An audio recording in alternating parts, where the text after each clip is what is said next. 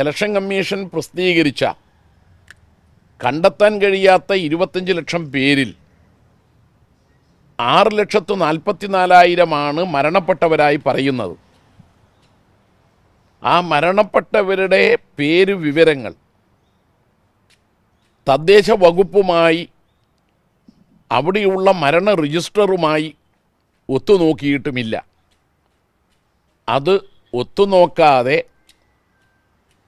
അത് ശരിയാണോ എന്ന് പരിശോധിക്കാതെ വോട്ടർ പട്ടികയിൽ നിന്ന് മരണപ്പെട്ടവരായി കണക്കാക്കി റിജക്റ്റ് ചെയ്താൽ അത് വസ്തുനിഷ്ഠമാവില്ല.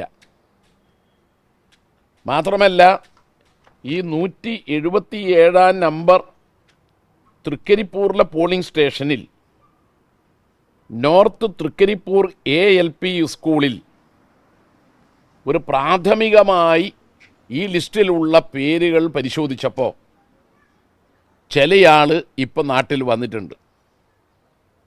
അവർ ഡിജിറ്റലൈസ് ചെയ്യാൻ വേണ്ടിയിട്ട് നോക്കുകയാണ്.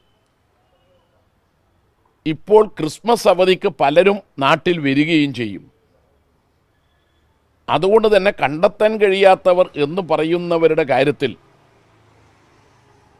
എല്ലാ രേഖകളോടും കൂടി എന്യൂമറേഷൻ ഫോറം ഡിജിറ്റലൈസ് ചെയ്ത് ഇലക്ഷൻ കമ്മീഷന് അയക്കാൻ കഴിയുന്ന സാഹചര്യം രൂപപ്പെട്ടിട്ടുണ്ട്. അതുകൊണ്ട് തന്നെ സുപ്രീം കോടതി നിർദ്ദേശം പരിഗണിക്കുകയും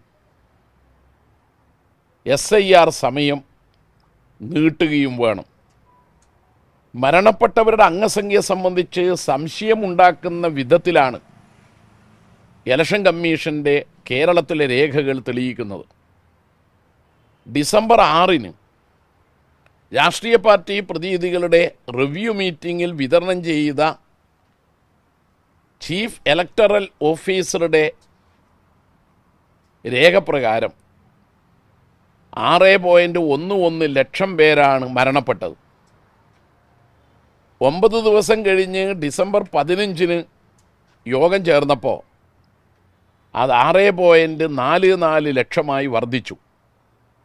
9 ദിവസത്തിനകം 33,000 ആളുകൾ കേരളത്തിൽ മരണപ്പെട്ടിട്ടുണ്ടോ? അത് ഇലക്ഷൻ കമ്മീഷനാണ് വ്യക്തമാക്കേണ്ടത്. അതുകൊണ്ട് സുതാര്യമായ വിധത്തിൽ ഒരാൾക്കും വോട്ട് നഷ്ടപ്പെടാത്ത വിധത്തിൽ അർഹരായ എല്ലാവരുടെയും പേര് വോട്ടർ പട്ടികയിൽ ഉൾപ്പെടും എന്ന് ഉറപ്പുവരുത്തിക്കൊണ്ട് SIRൻ്റെ നടപടിയുമായി മുന്നോട്ട് പോകണം. SIR പൗരത്വ രജിസ്റ്റർ പോലെയുള്ള ഒരു രേഖയാക്കി മാറ്റാനാണ് കേന്ദ്ര ഗവൺമെൻറ് ആഗ്രഹിക്കുന്നത്. അല്ലാതെ ഈ ഘട്ടത്തിൽ SIR കൊണ്ടുവരേണ്ട കാര്യമില്ല. കേരളം പൗരത്വ നിയമ ഭേദഗതി കൊണ്ടുവന്നപ്പോൾ അന്നൊരു നിലപാട് സ്വീകരിച്ചിരുന്നു. ഇന്ത്യയിൽ ആദ്യമായി മുസ്ലിങ്ങൾക്ക് പൗരത്വം നിഷേധിക്കുന്ന നിയമം കേന്ദ്ര ഗവൺമെൻറ് കൊണ്ടുവന്നപ്പോൾ അതിനെതിരെ പ്രമേയം പാസാക്കിയ ഒരു സംസ്ഥാനമാണ് കേരളം. ഇടതുപക്ഷം നമ്മുടെ രാജ്യത്ത് താമസിക്കുന്ന ജീവിക്കുന്ന 18 വയസ്സ് പൂർത്തിയായ എല്ലാ പൗരന്മാർക്കും വോട്ട് പട്ടികയിൽ ഉണ്ടാകണമെന്നും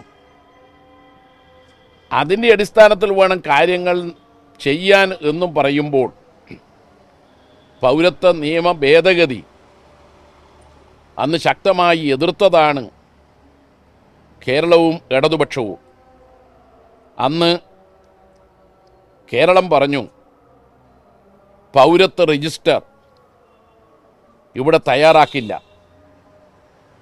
പൗരത്വ നിയമ ഭേദഗതി അനുസരിച്ച് ഒരാളെയും പുറത്താക്കില്ല. ചിലർ സംശയം ചോദിച്ചു, കേന്ദ്രം പാസാക്കിയ നിയമം നിങ്ങൾക്ക് മാത്രം നടപ്പാക്കാതിരിക്കാൻ കഴിയുമോ? അർത്ഥശങ്കക്കിടയില്ലാത്ത വിധം മുഖ്യമന്ത്രി വ്യക്തമാക്കി, നടപ്പാക്കില്ലെന്ന് പറഞ്ഞാൽ നടപ്പാക്കില്ല തന്നെ. അതുകൊണ്ട് വളഞ്ഞ വഴിയിലൂടെ പൗരത്വ രജിസ്റ്റർ തയ്യാറാക്കാനുള്ള നീക്കമാണ് SIR. കേന്ദ്ര ഗവൺമെൻറ് കൊണ്ടുവന്നതാണ്. കേന്ദ്ര ഗവൺമെൻറ് കൊണ്ടുവന്നതാണ് പൗരത്വ നിയമ ഭേദഗതിയും. ബീഹാറിൽ കേന്ദ്ര ഗവൺമെൻറ് നടപ്പാക്കിയതാണ് SIR. 65 ലക്ഷം വോട്ടർമാരെ പട്ടികയിൽ നിന്നും നീക്കം ചെയ്ത SIR.